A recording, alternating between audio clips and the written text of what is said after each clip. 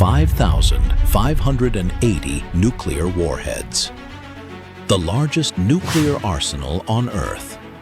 A 450,000-pound missile built to throw nuclear fire across the planet.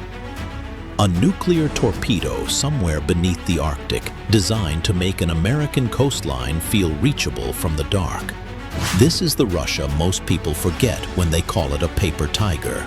But the Russia on the battlefield looks very different. Tanks burning under cheap FPV drones, air defenses hunted by decoys and missiles, a Black Sea fleet pushed back by a country without a traditional blue water navy. So which Russia is real? The broken war machine exposed by Ukraine, or the nuclear predator still waiting in the dark? Tonight, we open the Russian war machine like a classified dossier. The arsenal, the failures, the broken kill chain, the China trap, and the uncomfortable answer behind the question everyone is asking. Is Russia really a paper tiger? Welcome back to Future War Tech. Stay with me until the end, because by the time we get there, you're going to understand something most of the world hasn't figured out yet. And if Washington reads Russia wrong, the next crisis may not begin with tanks crossing a border. It may begin with a warning light in a command bunker.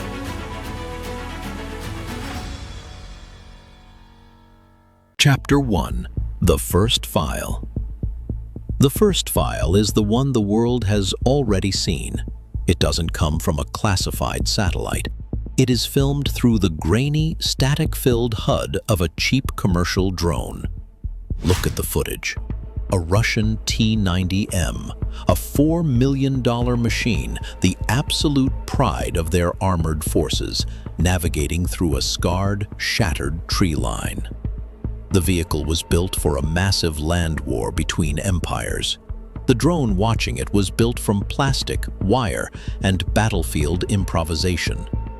A sudden dive, a flash of static on the screen, and a moment later, the myth catches fire. That image did something no Western political speech could ever do. It changed how ordinary people understand Russian power. For 70 years, Russia was imagined as the armored storm of Europe, the cold giant with endless tanks, endless artillery, and an endless willingness to suffer. Ukraine did not defeat that image in a television debate. Ukraine burned it into the internet, one clip at a time. The shock was not that Russian weapons could be destroyed. Every military loses equipment in war. The shock was the pattern. Armor moving without protection from the sky. Columns walking blindly into kill zones. Air defenses forced to defend themselves. Warships dying to drones that ran on commercial GPS. Russian aircraft that remained dangerous but could never impose the kind of air dominance a major power should expect against a smaller neighbor.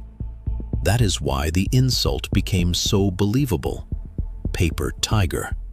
It gave people a simple answer to a frightening question.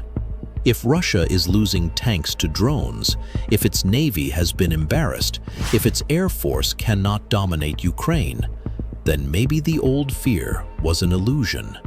Maybe the giant was hollow.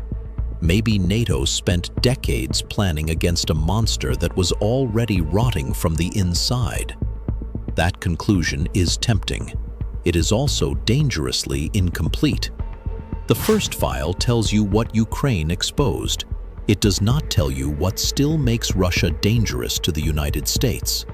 A tank burning in a field does not erase a missile sitting in a silo. A failed armored thrust does not delete submarine patrol areas under Arctic water. A brittle command culture does not make thousands of nuclear warheads vanish. A country can perform terribly in one kind of war and remain absolutely terrifying in another. That is the part casual commentary often misses. Russia is not one military problem. It is two military problems occupying the same state. The conventional Russia is the one bleeding in Ukraine. It has manpower problems, training problems, logistics problems, corruption problems, and a command culture that moves too slowly for a battlefield filled with precision weapons. The strategic Russia is different. It sits deeper, colder, and harder to see. It exists in launch control centers, in submarine bastions, in mobile missile units rolling through the forests outside Novosibirsk, in hardened storage sites where nuclear warheads are counted by men who answer only to the Kremlin. It does not need to look impressive on Telegram. It only needs to survive long enough to make the next escalation feel unbearable. That is why Moscow keeps the nuclear shadow close to the room. Western support to Ukraine has never moved like a normal arms transfer. Every major step carried a second conversation underneath the public one.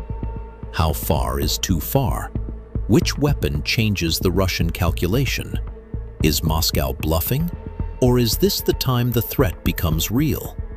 Anti-tank weapons arrived early. Longer-range systems required debate. Tanks took time.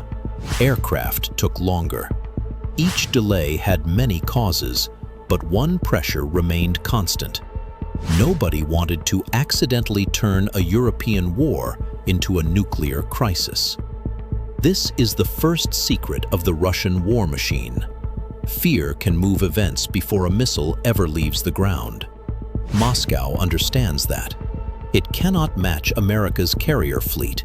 It cannot match US global logistics. It cannot match NATO's combined economic depth. It cannot match China's industrial speed. So it competes in a darker space, the space where uncertainty becomes power. Russia does not have to convince Washington that it can win a clean conventional war against NATO. It only has to convince Washington that a war with Russia may not stay conventional. That is why the paper tiger question is so dangerous.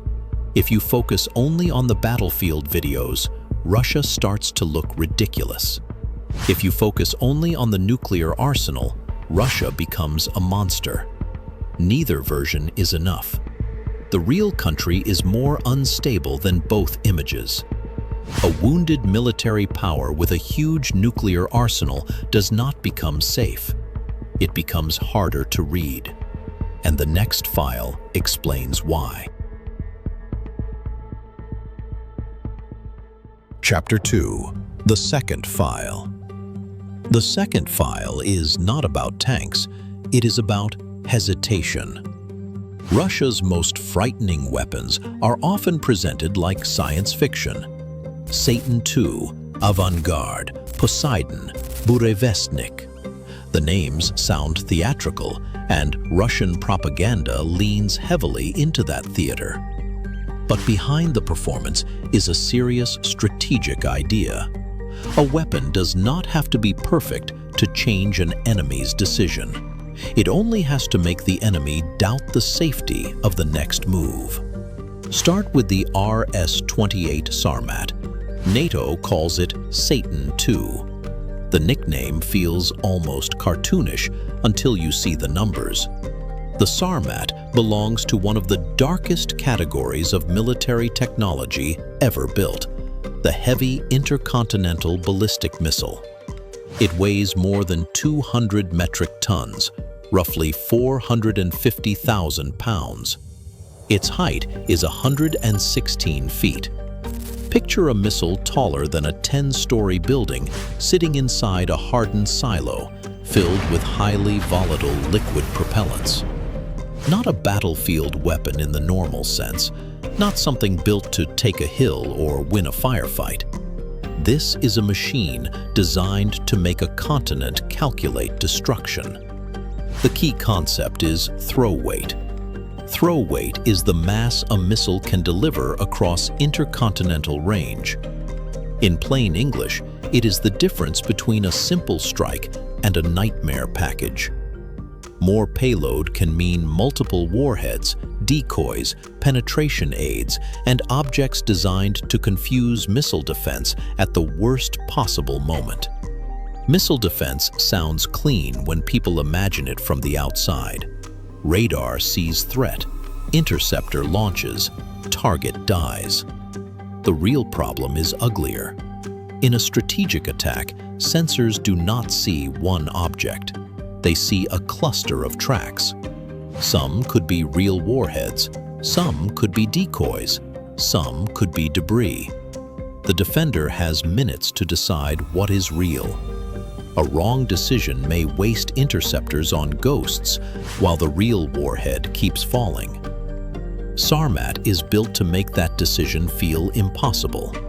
Russia wants every American defensive map to feel incomplete. Then comes the Avant-Garde. The Avant-Garde is a hypersonic glide vehicle. A rocket boosts it upward. The glide vehicle separates, re-enters, then moves through the upper atmosphere at extreme speed while maneuvering. Russian claims place it near Mach 20, roughly 15,000 miles per hour. At that speed, it covers about 4 miles every single second. The fear is not speed alone. The fear is the moving calculation. A traditional ballistic warhead follows a more predictable path after launch. A glide vehicle can fly lower, shift laterally, and keep changing the geometry of interception. For the defender, this is not a simple race. It is a math problem under nuclear pressure, with the answer moving while the clock disappears. That is why Avant-Garde matters. It attacks time. It makes warning feel shorter. It makes intercept planning harder. It forces command systems to decide faster than human beings are comfortable deciding. In a crisis, speed becomes psychological pressure. The weapon may never be fired, but the possibility of it changes how leaders think. Kinzhal brought that logic into the real world. The KH-47M2 Kinzhal is usually described as an air-launched ballistic missile. A modified MiG-31 fighter carries it to 50,000 feet, dropping it to give the weapon altitude, speed, and a shifting launch point before it begins its attack profile. Russian claims put its speed up to Mach 10, with a range of 1,200 miles. Its warhead is roughly 1,100 pounds. Ukraine turned Kinzhal from a slogan into data. The missile has caused real damage. It has forced expensive defensive shots. But American-built Patriot intercepts cut into the myth that hypersonic means untouchable. That is the part Moscow did not want the world to see. A prestige weapon entered combat and became measurable. War reduced the miracle to a probability. Still, the lesson is not that Kinzhal is useless. The lesson is darker. Russia is still the only country on Earth that has actually used a hypersonic weapon in combat. That real-world data cannot be simulated, and it cannot be copied. Then comes the Poseidon. Poseidon is different because its purpose is not battlefield efficiency. It is dread. It is an autonomous, nuclear-powered, nuclear-armed underwater drone. The reported vehicle is roughly 80 feet long, about the length of a city bus. Its concept is simple enough to understand and dark enough to remember. A long-range underwater nuclear system built to threaten coastlines and naval bases from below-the-line missile defense was designed to protect. Poseidon is not about sinking a destroyer. It is about making Norfolk, New York, San Diego, and every major coastal hub feel less distant from Russian retaliation. A weapon like Poseidon attacks sanctuary. It tells the enemy that there may be no perfect layer, no final shield, no clean geography where nuclear risk can be locked outside. The same logic sits behind Russia's nuclear-powered cruise missile concept, the Burevestnik. A cruise missile powered by a nuclear reactor sounds insane until the strategic purpose becomes obvious. The goal is endurance and route unpredictability. A normal cruise missile eventually runs out of fuel. A nuclear-powered concept promises long-duration flight, strange approach paths, and defensive uncertainty. That is the second file. It does not say Russia is invincible. It says Russia has built weapons meant to make victory calculations darker, slower, and more frightening. The question is, what happens when those weapons are owned by a state whose conventional military has just been publicly humiliated? To answer that, the dossier moves back to Ukraine. Chapter 3. The brochure burned first. Before the invasion, Russia sold a beautiful version of itself. The T-14 Armata would change armored warfare. The Su-57 would challenge American stealth. The S-400 would close the sky. The marketing worked because it was not pure fiction. Russia had real systems, real missile expertise, and a nuclear inheritance no adversary could ignore. The mistake was assuming serious weapons automatically create a serious modern war machine. Ukraine tested the machine. The T-14 Armata was the first embarrassment. When it appeared in 2015, the design looked like the future. Unmanned turret, protected crew capsule, active protection. At roughly 55 tons, it was a complex digital combat vehicle built for a sensor-heavy battlefield. But that complexity demanded everything Russia struggled to provide at scale: trained crews, spare parts, thermal optics. Russia did not field the Armata in meaningful numbers in Ukraine. That absence said more than a parade ever could. A weapon advertised as the future becomes dangerous to its own reputation.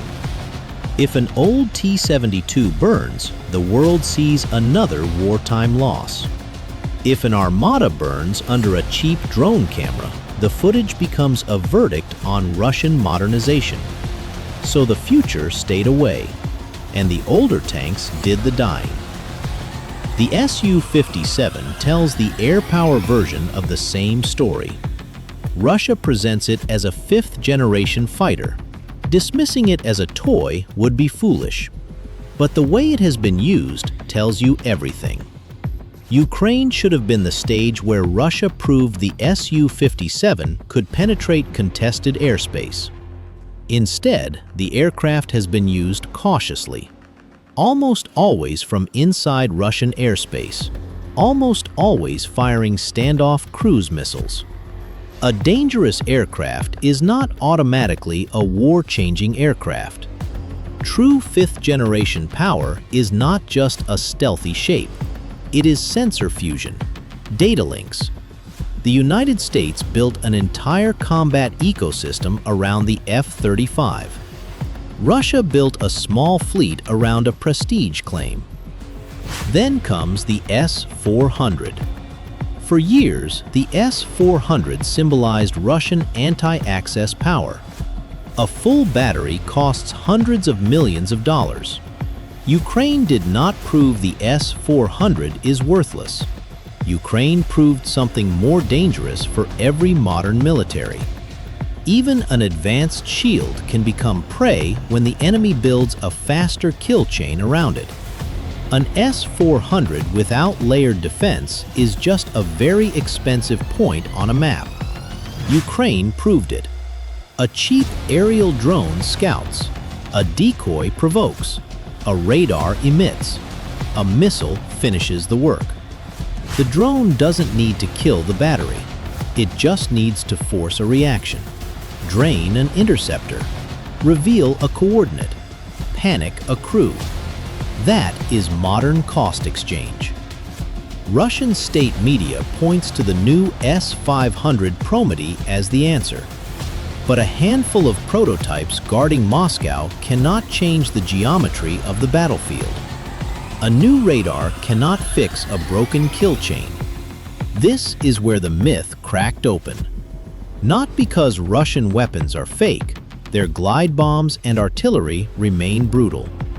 The fatal flaw is this: Russia advertised platforms while Ukraine tested ecosystems.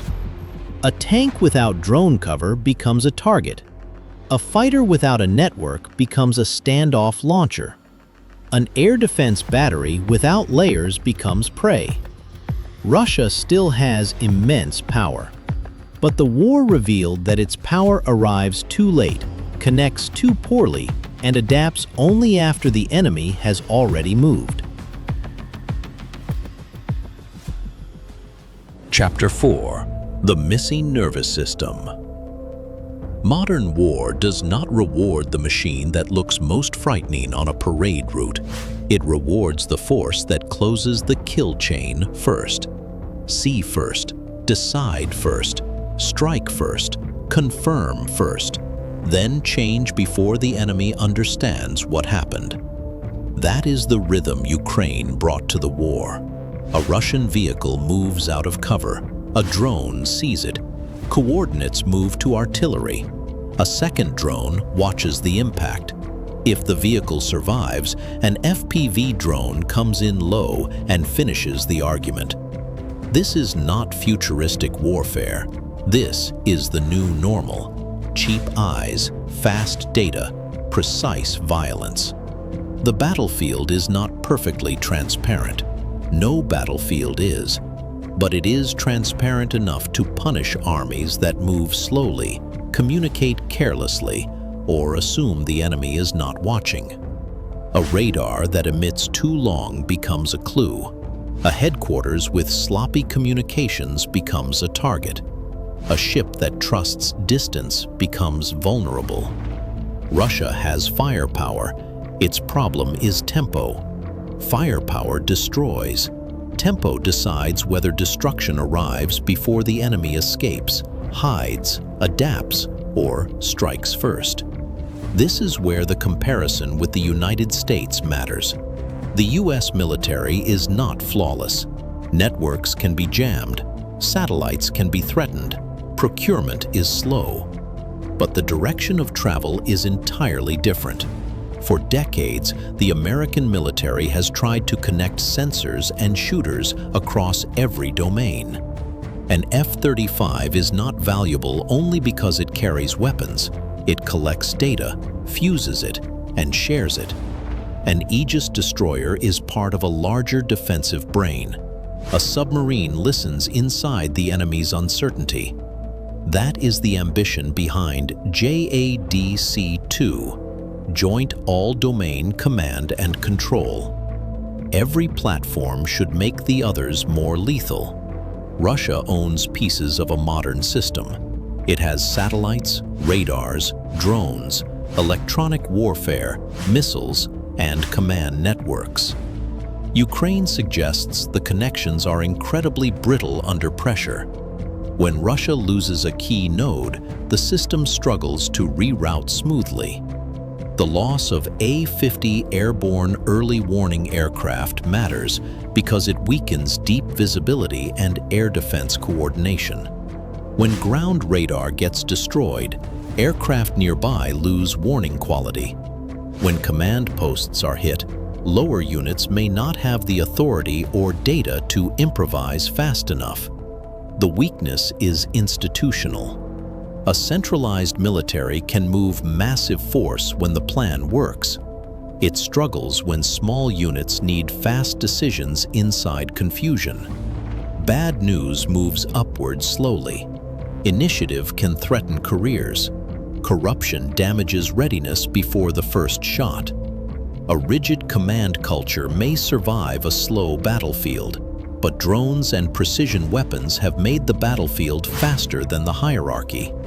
Ukraine did not only expose Russian weapons, Ukraine exposed Russian time.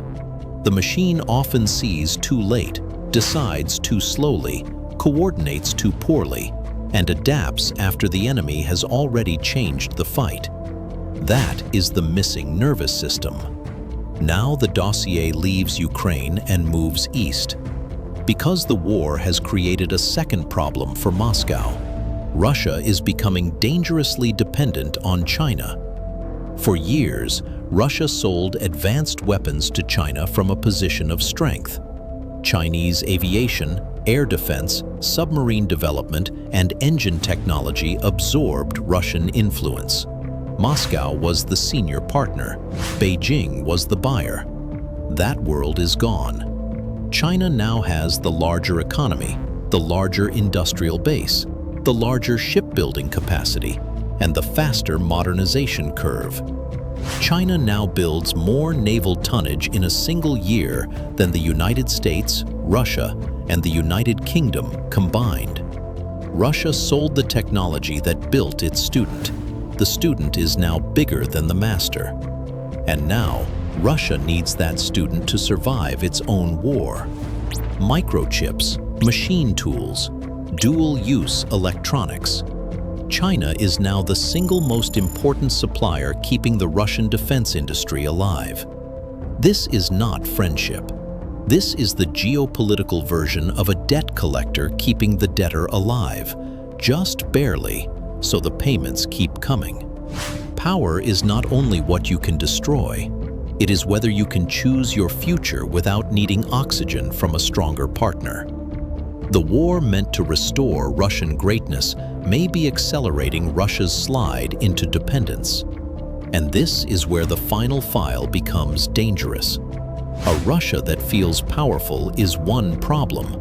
A Russia that feels cornered is another. Chapter 5. The Verdict. So, is Russia really a paper tiger?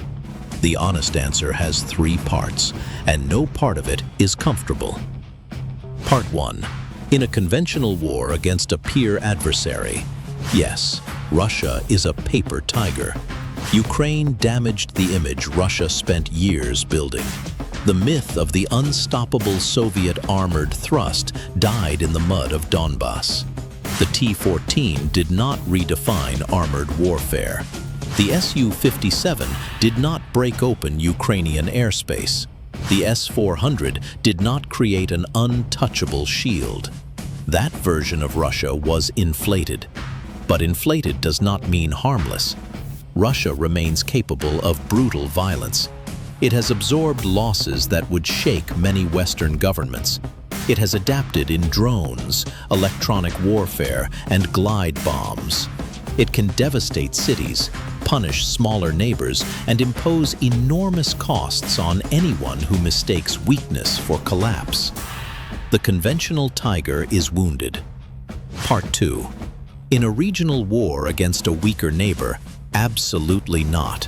Russia could still crush Georgia tomorrow, take Moldova in a week, roll into the Baltics with overwhelming local force advantage. It is no longer a global superpower, but it is still the world's 8th largest military with a leadership willing to use violence. A wounded predator is the most dangerous one. Part 3. The part that should keep you awake at night. In a nuclear war, Russia is no paper tiger. Russia is the most dangerous nation on Earth.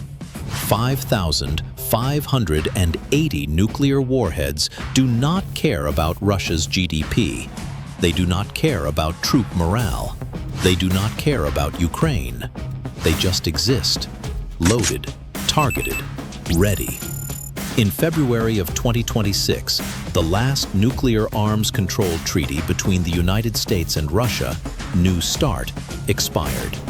For the first time in over half a century, there are no limits on either arsenal. No inspections, no verification. We are living in the most dangerous nuclear environment since the Cuban Missile Crisis. This is what makes the paper tiger label so risky. It is true enough to feel smart, but incomplete enough to become dangerous. A state can lose prestige, equipment, manpower, markets, and influence, while still holding one tool powerful enough to make the world hesitate. That is not normal weakness. That is a wounded nuclear state. The easy version is the dangerous one. Russia is not the unstoppable monster of its propaganda. It is not the harmless wreck its enemies want to laugh at. The real Russia is more dangerous because it sits between those two images. A damaged nuclear power with a struggling conventional army, a brittle command culture, a dangerous arsenal, and a growing dependence on China. That combination is unstable. A confident Russia would be easier to read. A collapsed Russia would be easier to dismiss. The Russia we face now is harder, wounded enough to be insecure, armed enough to be catastrophic, and proud enough to turn humiliation into strategic risk. That is the nightmare hidden inside the insult. A paper tiger can be burned. A paper tiger can be ignored, mocked, dismissed in a speech at the United Nations. But a bear with its back against the wall, publicly humiliated by an army 1/5 its size. A bear with a nuclear button in its paw and nothing left to lose. That is something the world should be very careful about pushing too far. Russia may be only half a tiger now, but the half that remains still has nuclear claws. So where do you stand? Is Russia really a paper tiger? Or is that the mistake Moscow wants its enemies to make? Drop your verdict in the comments. We read them. Subscribe so you don't miss it. The next file opens soon.